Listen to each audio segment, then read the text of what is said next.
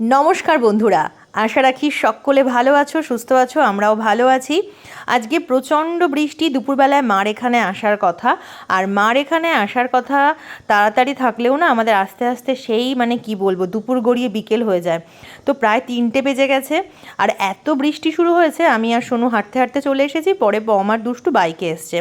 তো আজকে মা রান্না করেছে হাঁসের ডিম, তার আগে কচু শাক, শুক্তো, আমড়ার চাটনি। প্রত্যেকটা রান্নাই দুর্দান্ত হয়েছে। পম তো এরকম খাবার দাবার খেতে খুব ভালোবাসে। সাথে আছে গাছের কাঁচা লঙ্কা। তারপর একটু ঘুমিয়ে ফ্রেশ হয়ে চলে গেলাম বিকেলে আমাদের রিহার্সালে। তো চলো তারই কিছু অংশ তোমাদের সাথে শেয়ার করি।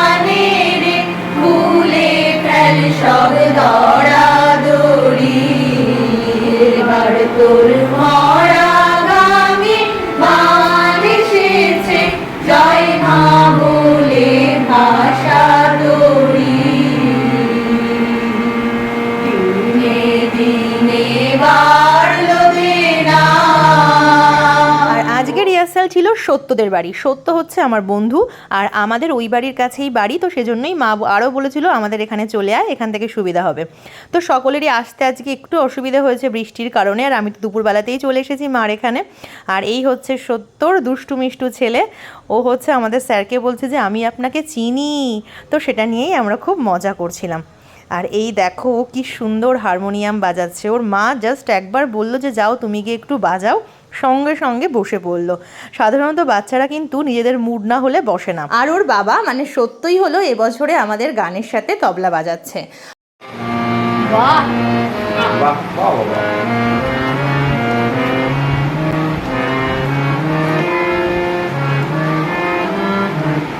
প্রত্যেক রবিবারে আমরা সকলে মিলে এক জায়গায় হই, রিহার্সাল করি, কারণ সামনে আমাদের 15ই আগস্ট আসছে, তার জন্য প্রস্তুতি নেই। আর এইভাবেই অল্প অল্প করে আমরা তৈরি হই আমাদের অনুষ্ঠানের জন্য। তো এই যে এখন সত্য গিয়েছিল বাজারে, আর রিহার্সাল হলে সঙ্গে কিছু খাওয়া দাওয়া তো থাকবেই। আর এটা হচ্ছে আমার পুরনো পাড়া, সেই ছোটোবেলার সাথে এখন আর মেলাতেই পাচ্ছি না, এত চেঞ্জ হয়ে গেছে, সেসবই গল্প করছি। আর আজকে ছিল চাউমিন, সত্য সকলকে চাউ খাওয়াচ্ছে। মোটামুটি রিহার্সাল হলে সেই সাথে আমাদের জমজমাট খাওয়া দাওয়া থাকে। আর যে কথা বলছিলাম, যে মাঠে ছোটোবেলায় খেলতাম, সেই মাঠটা জুড়ে পুরো বাড়ি হয়ে গেছে। এত যে পরিবর্তন কি বলবো। ছোটোবেলায় এই পুরো মাঠটা জুড়ে আমার দৌরাত্ম্য ছিল, সেটাই বলছিলাম। তো চলো আজকের মতো আসি। তোমরা খুব ভালো থেকো, সুস্থ থেকো। দেখা হবে আবার খুব তাড়াতাড়ি পরবর্তী ব্লগে।